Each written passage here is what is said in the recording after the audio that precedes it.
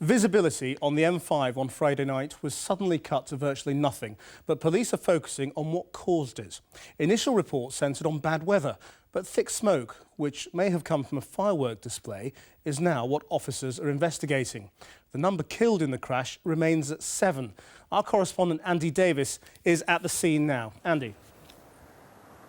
Krish, in the last 2 hours, the southbound carriageway of the M5 has finally reopened after nearly 48 hours of complete closure. The northbound carriageway, however, remains completely closed. And half a mile away down the highway, the lights are flashing as they continue to clear up the site of Friday night's multiple pile-up, the worst witnessed in the UK in nearly 20 years. And that scene, say the police now, is being treated as a potential crime scene.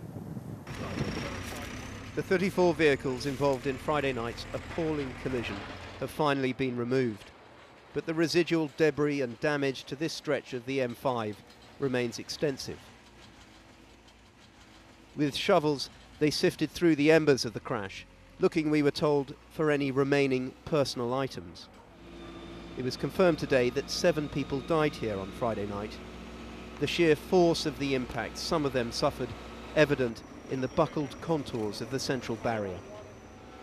As some officers threaded their way through the rubble, others, specialist collision investigators, painted forensic markers onto the tarmac. This was now, said the police, being treated not just as an accident investigation, but as a criminal investigation also, looking at whether it was thick smoke rather than fog which made driving conditions here so perilous. We do believe that whilst there was fog and it was difficult conditions in the area, that actually from witness evidence that there was very significant smoke across the carriageway that in effect caused a bank similar to a fog bank, which was very distracting and very difficult to drive through. Their attention is now focused on the neighbouring Taunton Rugby Club, on a 15-minute firework display held here at 8 o'clock on Friday night. Did the thick smoke witnessed at the scene drift from the fireworks onto the motorway? The club declined to comment today, but I spoke earlier to a representative from Firestorm Pyrotechnics, the company which was employed that night to put on the £3,000 display. He said the display ended 10 minutes before the crash, that the site had been measured out beforehand, that a safety zone had been established and that the shells he used fired straight up into the air rather than off at an angle. Furthermore, he is insistent that the wind that night was blowing the smoke from the fireworks in this direction, away from the M5 on the other side of the ground there, and not towards it.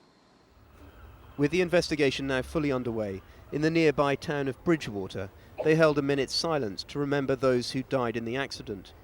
This tribute was left to an uncle. Words, it said, cannot describe how the family and I feel right now. Lost a brother-in-law, so it's devastating for all of us, all the family. It was reported that a father and daughter from Berkshire had also died in the accident. It's understood other victims included a couple from Newport in South Wales, as well as 2 lorry drivers from Cornwall. And those who tried to save lives spoke publicly today of what they and their colleagues had had to encounter on the motorway. A fireball, said one ambulance worker, to which no one could get anywhere near. No one has ever seen anything like this, so this is the first time for them. They're obviously highly trained professionals, but they're human beings, and it was a deeply distressing experience for them. A number of injured still remain in hospital, but their conditions are not thought to be critical.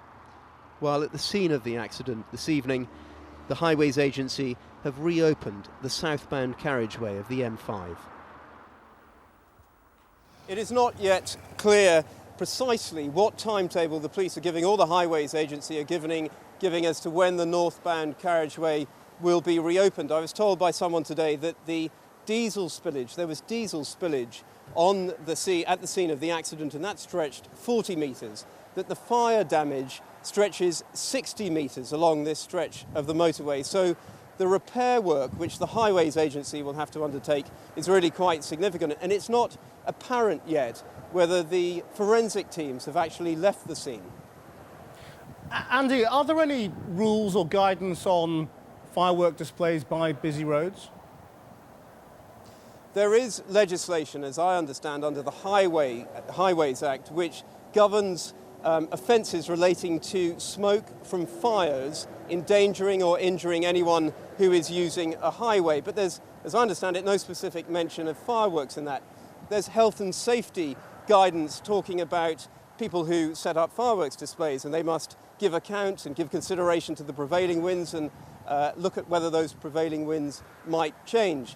But when I spoke to the fireworks company who ran this display on Friday night, I put it to them specifically, was there any legislation that they were aware of which prevented them from setting up this display next to a motorway or next to a highway?